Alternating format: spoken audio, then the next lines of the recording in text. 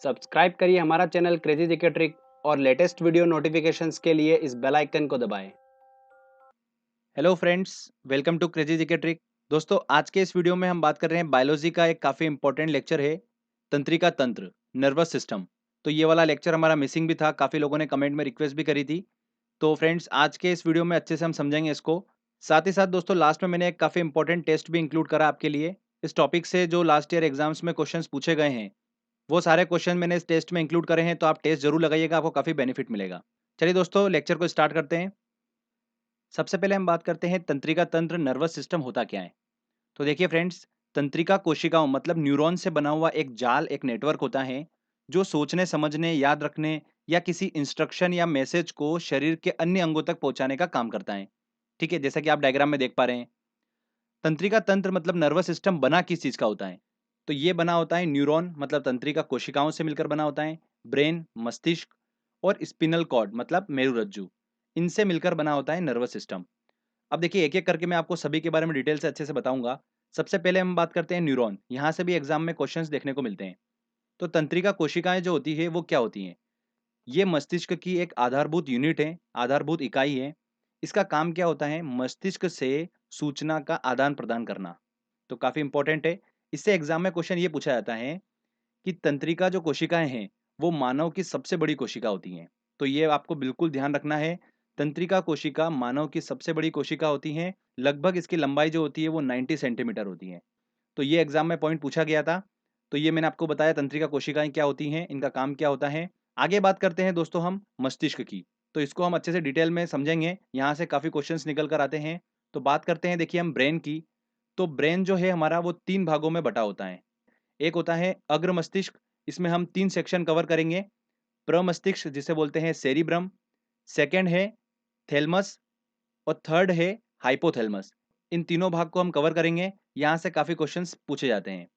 अब बात करते हैं मध्य मस्तिष्क की, तो उसमें दोस्तों हम डिस्कस करेंगे कार्पोरा क्वाड्रिजेमिना भाग, जो कि एग्जाम में ये भी काफ़ी इंपॉर्टेंट है, ठीक है। पश्च मस्तिष्क की बात करते हैं तो उसमें 2 भाग काफ़ी इंपॉर्टेंट है, जिसको हमको ध्यान रखना है। सबसे पहला सेरिबेलम और दूसरा आता है मेडुला ऑब्लोंगेटा। तो ये दोनों चीज़ हम पश्चिम मस्तिष्क में डिस्कस करेंगे और सबसे लास्ट में मैं आपको बताऊँगा स्पिनल कॉर्ड मतलब मेरुरज्जु के बारे में। तो ये मैंने आपको बताया ब्रेन के 3 भाग, जिसको हम अलग-अलग सेक्शन में कवर करेंगे। तो फ्रेंड्स, अग्र मस्तिष्क की बात करते हैं हम, तो देखिए उसमें सबसे पहले हम बात करते हैं सेरिब्रम की। सेरिब्रम को हिंदी में क्या बोलते हैं? प्रमस्तिष्क बोलते हैं। यह मस्तिष्क का सबसे बड़ा भाग होता है। कौन-सा? सेरिब्रम। लगभग मस्तिष्क का 2/3 हिस्सा जो होता है, वो क्या होता है? सेरिब्रम ही होता है। काफ़ी इम्पोर्टेंट होता है यह भाग। बुद्धि और चतुराई का केंद्र होता है कौन? सेरिब्रम। ये भी एग्ज़ाम में पूछा गया क्वेश्चन है। सेरिब्रम जो मस्तिष्क का हिस्सा है, ये काफ़ी एक्टिविटी को कंट्रोल करता है, नियंत्रण करता है। देखिए कौन-कौन सी?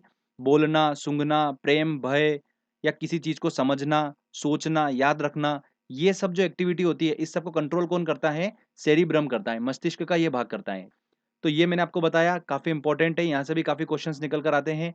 आगे बात करते हैं, देखिए अग्र मस्तिष्क का एक और भाग आता है थैलेमस। मस्तिष्क का यह भाग जो होता है, ये दर्द का अनुभव कराना, ठंडा या गर्म की पहचान करने का कार्य कौन करता है? थैलेमस करता है। अग्र मस्तिष्क का अगला भाग आता है हाइपोथैलेमस। तो यहाँ से भी काफ़ी क्वेश्चंस बनते हैं। अंतःस्रावी ग्रंथियों से निकलने वाला हार्मोन जो है, उस पर नियंत्रण, कंट्रोल करने का काम कौन करता है? हाइपोथैलेमस करता है। साथ ही साथ भूख लगना, प्यास, ताप पर नियंत्रण किसका होता है? हाइपोथैलेमस का होता है।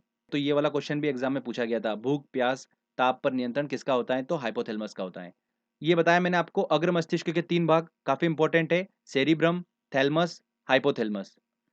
आगे बात करते हैं दोस्तों हम मध्य मस्तिष्क का। देखिए एक भाग है, काफ़ी इंपॉर्टेंट है, वो कार्पोरा क्वाड्रिजेमिना। तो कार्पोरा क्वाड्रिजेमिना जो है, ये किस लिए रिस्पॉन्सिबल होता है? देखिए मैं आपको बताता हूँ। मस्तिष्क का यह भाग जो है देखने सुनने की शक्ति को कंट्रोल करता है, ठीक है, उसको नियंत्रित करता है। तो ये ध्यान रखना है आपको। मध्य मस्तिष्क का बस हमको एक ही चीज ध्यान रखना है, कार्पोरा क्वाड्रिजेमिना।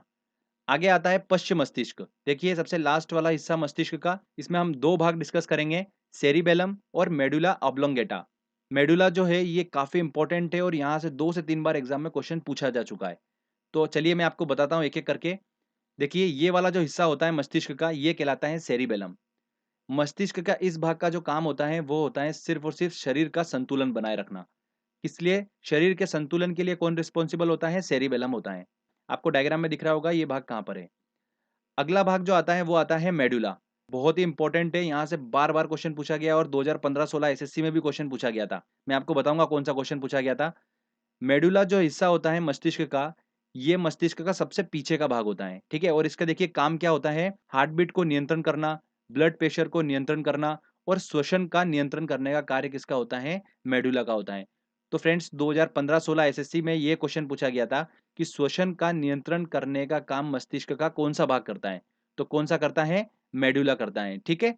तो ये आपको दिमाग में रखना है। तो फ्रेंड्स ये मैंने आपको बताए हैं अग्र मस्तिष्क, मध्य मस्तिष्क और पश्च मस्तिष्क के सारे भाग बताए मैंने आपको।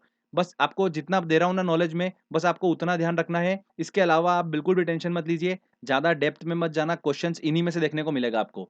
मस्तिष्क का एक हिस्सा बच जाता है, उसको भी हम डिस्कस कर लेते हैं, वो है स्पिनल कॉर्ड, इसको हिंदी में बोलते हैं मेरुरज्जु।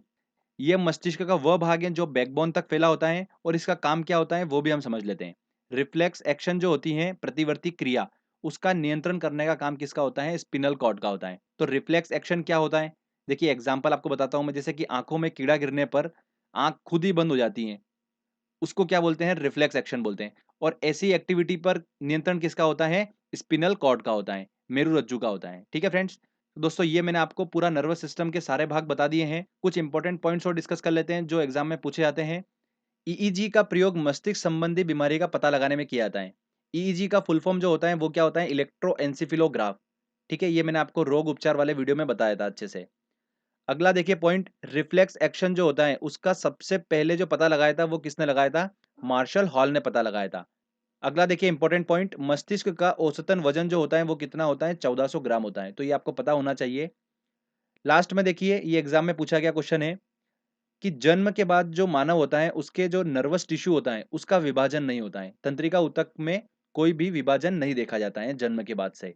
तो बस ये कुछ इंपॉर्टेंट पॉइंट्स थे जिनको आपको दिमाग में रखना है। तो फ्रेंड चलिए मैं आपको अब 3 इंपॉर्टेंट भाग बताता हूँ मस्तिष्क के जो आपको बिल्कुल आना चाहिए। एक बार रिवीजन कर लेते हैं। मेडुला, मेडुला जो हिस्सा है मस्तिष्क का वो किस लिए रिस्पॉन्सिबल होता है? देखिए क्या नियंत्रण करता है, क्या कंट्रोल करता है मेडुला? हार्ट बीट को नियंत्रण करता है, ब्लड प्रेशर को नियंत्रण करता है, श्वसन का नियंत्रण करता है। ये काम होता है मेडुला का। अगला देखिए हाइपोथैलेमस, ये भी बहुत इंपॉर्टेंट है, ध्यान रखना। भूख प्यास ताप पर नियंत्रण करने का काम कौन करता है? हाइपोथैलेमस करता है। सेरिब्रम आता है अगला। सेरिब्रम बुद्धि चतुराई का केंद्र होता है। ठीक है, सबसे बड़ा हिस्सा होता है मस्तिष्क का ये। किसी बात को सोचने समझने की शक्ति, याद रखने की शक्ति का नियंत्रण कौन करता है? सेरिब्रम करता है। तो ये तीनों बहुत इंपॉर्टेंट है, आपको ये तीनों आना ही चाहिए। एग्जाम में इनसे ज्यादा क्वेश्चंस पूछे जाते हैं। तो फ्रेंड चलिए यहाँ पर हमारा देखिए नर्वस सिस्टम जो है पूरा कंप्लीट होता है। तीनों भाग हमने अच्छे से डिस्कस कर लिए हैं। अब बारी है टेस्ट लगाने की। चलिए टेस्ट लगाते हैं। देखिए दोस्तों पहला क्वेश्चन है, मस्तिष्क के किस भाग में भूख लगने और भोजन से तृप्ति की अनुभूति करने का केंद्र स्थित है? किस भाग में स्थित है? ये मैंने आपको बताया था हाइपोथैलेमस में। तो आंसर क्या होगा इसका?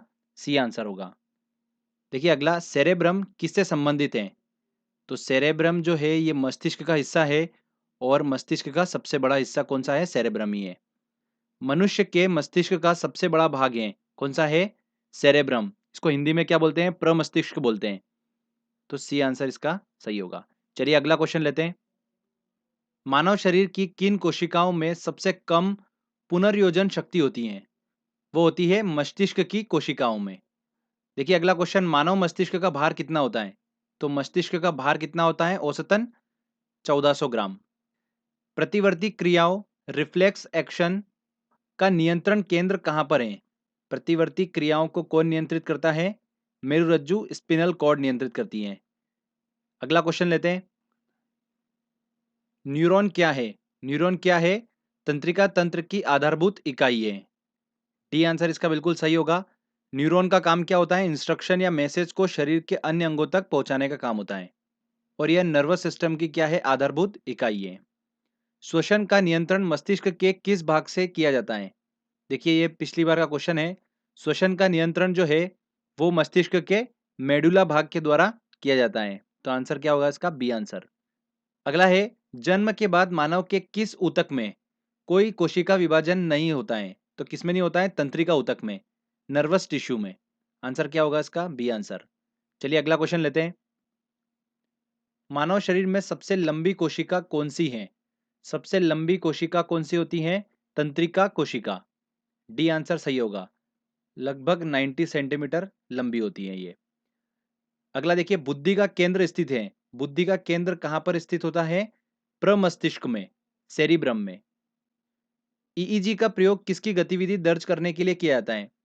तो ईईजी का प्रयोग मतलब इलेक्ट्रोएन्सेफेलोग्राफ का यूज किया जाता है मस्तिष्क की गतिविधि दर्ज करने के लिए। सी आंसर सही होगा। और ईसीजी का प्रयोग किया जाता है हृदय की गतिविधि को दर्ज करने के लिए। ठीक है, तो दोनों में कंफ्यूज मत होइएगा आप। तो फ्रेंड्स, यहाँ पर हमारा ये टेस्ट कंप्लीट होता है। छोटा सा ही टेस्ट है, और ये क्वेश्चन जो मैंने बताए आपको इस टॉपिक से लास्ट ईयर जो भी क्वेश्चन पूछे गए वो सारे मैंने इस टेस्ट में इंक्लूड करे थे। आपने अच्छे से सारे क्वेश्चन सॉल्व कर लिए होंगे। दोस्तों, अगर आपको वीडियो अच्छा लगा है, मेहनत अच्छी लगी है, तो प्लीज़ वीडियो को लाइक करिए, शेयर करिए और कमेंट करके बताइए आपको वीडियो कैसा लगा। अगर आपने अभी तक चैनल को सब्सक्राइब नहीं करा है तो प्लीज़ सब्सक्राइब भी कर लीजिए, क्योंकि इस तरीके के जब भी वीडियो मैं अपलोड करूँगा आपको उसका बेनिफिट मिलता रहेगा। तो फ्रेंड्स, मिलते हैं अगले वीडियो में। जय हिंद, जय भारत।